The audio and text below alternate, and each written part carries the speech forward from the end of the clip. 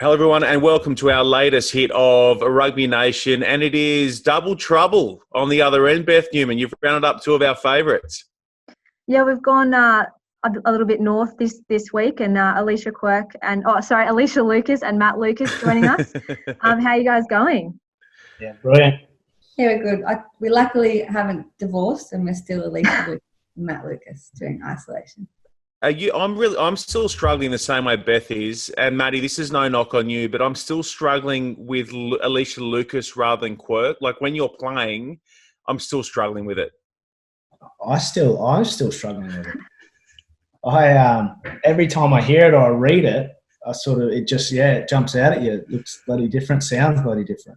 It does. Just as well you still play the same though, Alicia Lucas. That's a big tick. I'm actually gotten better, to be fair, but a couple of skill points involved with the Lucas name. You guys have been married a little while now, but I saw you post on Instagram a little while, Alicia. This is probably the longest time you guys have spent together since you've been married. It's kind of a strange situation to be in. Yeah, it is. We had 2 weeks together after we got married, and then Matt moved to Japan. And since then, we'd only had kind of 2 week-long stints together.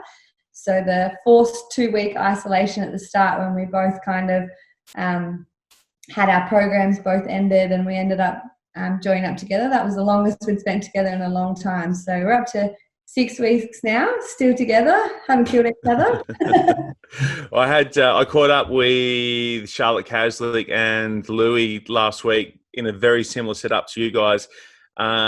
He'd been out working on the farm, putting fences up. Charlotte had just been skipping and staying fit. How have you two managed the workload? How have you stayed fresh and still ready to play footy at some stage? Yeah, look, it's a funny question. I think it's there's a silver lining to it all, mate, to be honest. It's fresh for us being together, so we're loving it. And then we're also back at the moment in Brisbane with my family and my brothers. So between the other three of them, there's always someone to train with, and having everyone at home. I'm living at Tommy's place. So it's been really fresh in that way, that it's all new to us, having everyone around and together. Train, there's always someone to train with. It's a bit hard routine-wise because you're not in your own place or anything. But in terms of, fresh and all that sort of thing, it's been brilliant, mate. And what's it like for you, Alicia, trying to keep pace with Huey, Dewey and Louie? And I feel like there's 800 Lucases. In fact, Beth, you the same? You've lost touch with how many Lucases there are? Yeah, it's just like a factory, just conveyor belt of footy players coming through. I think there's a Brutus Lucas somewhere in Brisbane as well. The forgotten Lucas. There's a whole bunch of them. They're just scattered around the world. How did you go, though, Alicia, joining the gang? Yeah, it's been a bit of a madhouse, but it's good competition between the siblings. So it's always good to assist with training in that regard. And it's just nice to be around family. We haven't really got to spend this much time all together. And so I've been able to remember the names and figure out who's related to which cousin and who's actually long lost brother and all those kind of things. So, it's been nice. I just slot in as a key family member now, so it's really good. Yeah, it's probably us trying to keep up with her when it comes to training, mate. Yeah, I didn't want to say anything, but that was just a given. Copping an absolute battering. Which Lucas brother cops the biggest pasting from the new sister-in-law on the fitness front? Probably Ben at the minute. Yeah, well, he's a couple of years kind of removed from the hustle and bustle. He's got two little mad twins that are about 2.5 years old that keep him up at all hours and wake him up at Sparrows. So he's yeah. Very good. Well, I tell you what, guys, what we normally do is we normally let Beth pick up on the nerdy rugby news chat that's come out of the week that's gone. So, Beth, do you want to pick us up and hit us with the dot points? Then we can dive in and re-examine them a little closer. Yeah, sure. So it's been a relatively quiet week compared to this time last week, but probably the big thing that's happened in rugby is the re-election of Bill Beaumont as World Rugby Chairman on the weekend. He beat Argentinian Augustin Pichot 28 votes to 23, so a pretty close margin in the end, but a few disappointed unions, including probably Rugby Australia, in the sense that you know, a lot of the Southern Hemisphere nations are pushing for a bit of change and something a bit different. But on the positive front, Bill Beaumont spoke to media the first time after the election on Sunday night and said that they're going to look at revisiting that Nations Cup tournament, and there's a lot of changes potentially coming to the global calendar. So we could see, you know, a scenario where the July and November windows that we have now are kind of combined, and you have kind of rugby championship in the South running into, you know, 2 months of North versus South tests, which could be really exciting for everyone down here. So that's probably you know, the biggest thing. And also, you know, he's promised a lot of the Pacific Island nations a little bit more flexibility when it comes to the test players. So, you know, you could see players like, you know, someone that's come up recently is Tunkeli Nairavoro going back and playing for Fiji after, you know, having been capped for the Wallabies. So there could be some really exciting, you know, changes on the forefront in the next few years. So should be very interesting. And probably on a more local front, getting closer and closer to actually playing some footy, which I'm sure everyone's very excited about. It looks like July is going to be the go. You know, Rugby Australia submitted their plan this week to government, you know, involving all the testing and things that they're going to have to be undergone, you know, similar to what we're seeing in Rugby League at the moment. And hopefully we'll be able to get a domestic competition up and running within, you know, the next 2 months. So, you know, some exciting things on the forefront for sure.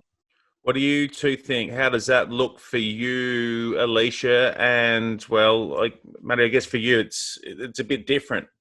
Yeah, well, I think we just had a Zoom chat before, and we're looking at getting back to some more team-based training next week as well, as the Super Rugby teams get back to push for that July date. So that'll kind of open the floodgates for us to get back as a team and train all together. So that's exciting, because we've all been doing it in isolation and in all different parts of the country. And then Matt, doesn't really affect you. To be honest, I'm sort of a bit not withdrawn from it, but a bit out of the loop in terms of all that sort of stuff, because our comp's been cancelled and we aren't scheduled to start up until January, which probably gives them a bit of a buffer. I mean, it's overseas, so overseas travel needs to improve and that sort of thing. But I suppose the stuff that strikes me the most, and I want some sort of, you know, club footy back. I want some sort of, you know, I even know Tommy, my brother at the moment, he's with Sunnybank here, and he's itching to get back out to it. And I think that would give an avenue for people to, something that really excites me is, you know, if there is no international footy as such, but there's some park footy on, you know, it'll draw people down that have been itching to watch a bit of footy. That excites me a lot.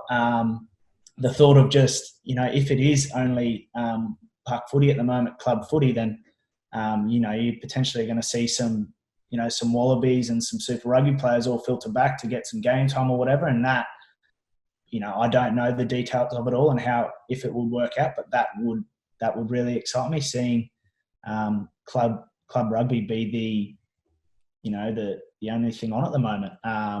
Is that what we're talking about, Beth, there? When you say we're looking at coming back in July, they need 4 weeks of training beforehand. Is that the chat, or is it at a higher level? They're looking more New South Wales v Queensland, or can we have Sunnybank versus Randwick at some stage later in the year? Which way are they looking, do you think? Like, it all depends on the interstate travel, right? So, and how the quarantine restrictions work. But definitely community rugby is already kind of been penciled in, like in Queensland. I think, as Matt was kind of saying, like, they're looking at July 4, I think, and getting back to training at the start of June. So definitely up in Queensland, I could see a bunch of Reds playing, playing, you know, in the club competition, which I'm sure is, you know, Matt, you can probably talk a bit about this. Like, growing up as a kid in Brisbane, it's something that I think a lot of people, you know, used to really enjoy, that sort of club footy. And, you know, do you kind of remember going out to Sunnybank or those kind of places and seeing, you know, those guys playing? Yeah, no, absolutely. And as you said, if that potentially gets up and running before some of that interstate stuff, where we might see some Super Rugby sides within Australia go at it or whatever, then I'm sure, you know, Queensland Red players will be back and playing for their clubs. I don't know why they wouldn't, but I'm sure you're going to see a lot of them out and about, and a lot of them that probably wouldn't have played a lot of club footy, and I can't help but think that'd stir up the rugby community and create a lot of excitement around that. Yeah, so we had Mitchy Short and Jake Gordon on last week saying exactly that same thing. Hey, Lucas, that they're so keen to get back on the park. And I know that the woman to your right is as well, Alicia Lucas. It would have been, can you believe it would have been Langford like last week? I'm dying without it. What's going to happen? When are we going to be on the park next? You're dying. You're not even the one out there. But I love watching you be out there. What's going to happen? When do you think we're going to get you back on the park? Normally, I'm a bit of a know-it-all and think I know everything. And right now, I've got no freaking idea what is happening. And it's like, as much as I love playing, I'm, slightly not too sad that we didn't have to play on the AstroTurf in Langford. That's my. You would have done anything possible to play on the AstroTurf now that you got no footy. You would have played on concrete. I probably would have. But yeah, the hardest thing for us, we're obviously not state-based or country-based. Like for us to play at the highest level, we're international, and a lot of our travel requirements depend on other countries' borders, and that's kind of the reality of when I think about it, like getting 12 teams from different countries going to one country. We kind of look like a bit of a hotspot of, like a place where you'd go where it probably wouldn't happen anytime soon. So I'm really not too sure. We're hopeful that Dubai, Cape Town will be definite go-aheads at the end of the year, which is in November, December. I saw Dubai, they released a statement saying that they're still planning, like things are going ahead. So that's exciting. I would love for Hong Kong to happen in October because that would be one that I haven't had a chance to play at yet.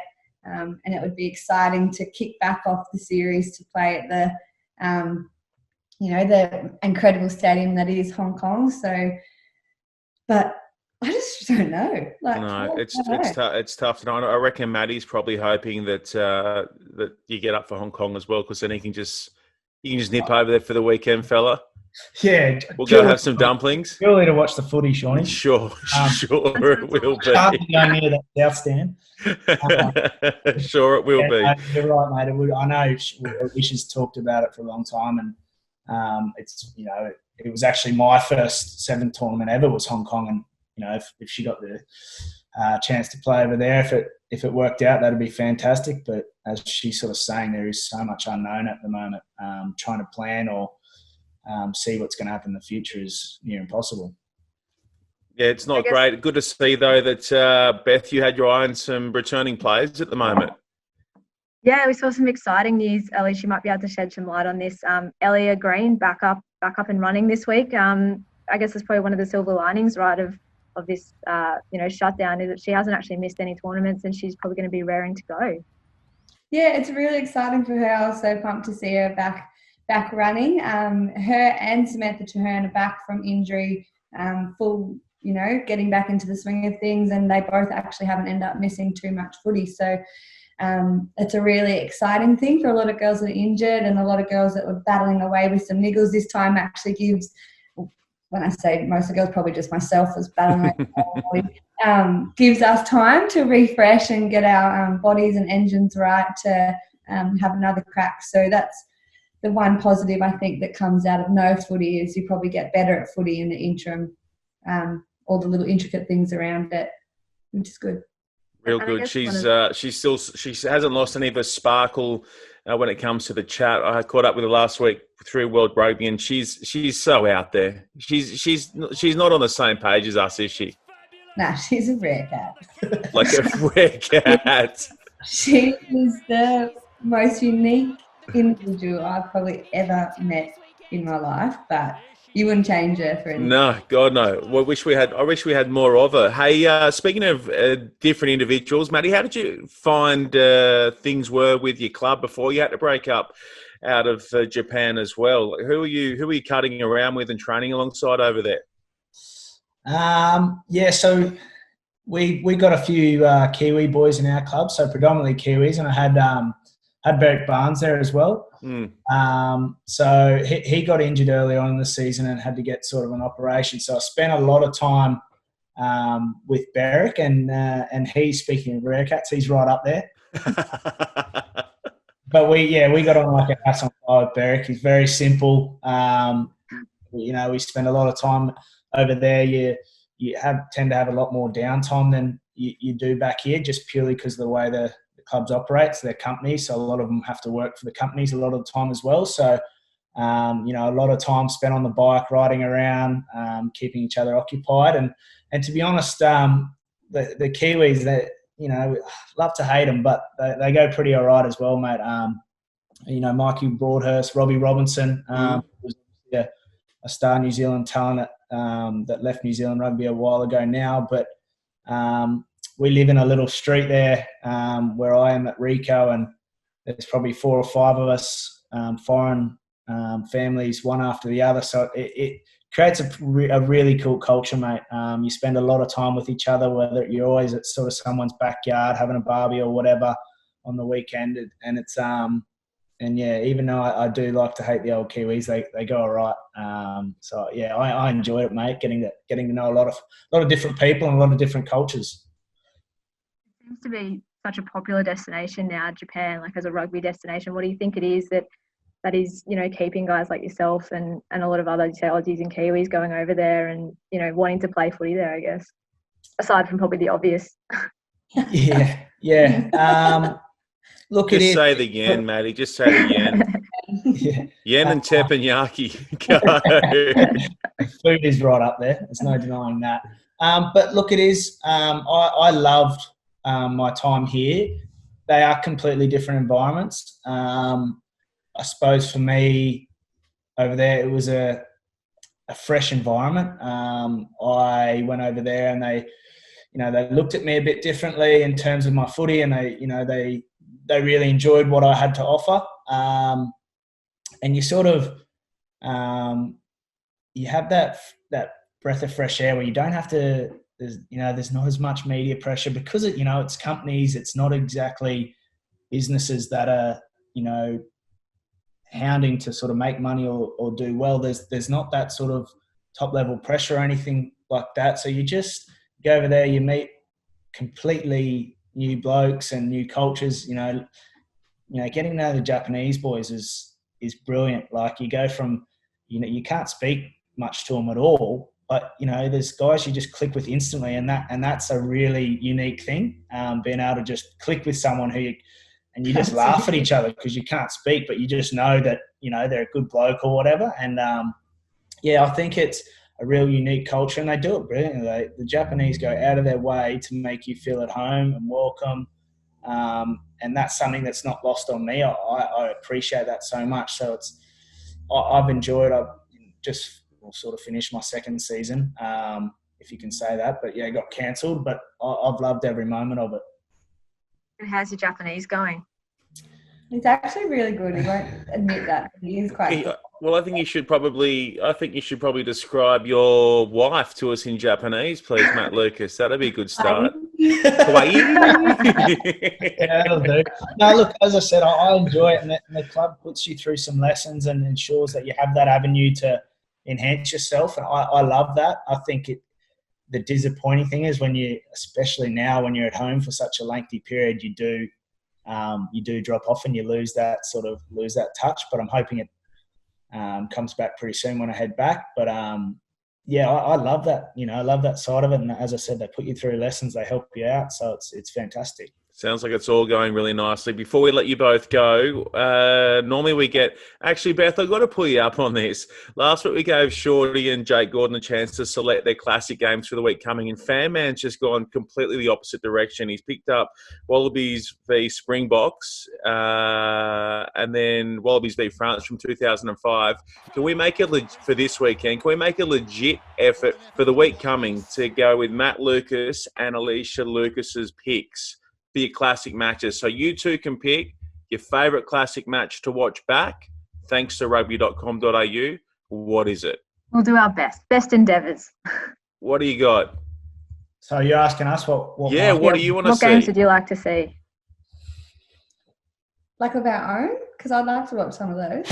Yeah, if you've got some sevens that we can chuck up, absolutely. There's definitely sevens. Have you got a particular sevens game that you want to see back? And you can't have Olympics. That's the only issue. No, yeah, no Olympics, no World Cup. No I Olympics, think, yeah. but everything else is fair game. Maybe the Sydney 218 final or Nice one. the final at Twickenham in 215.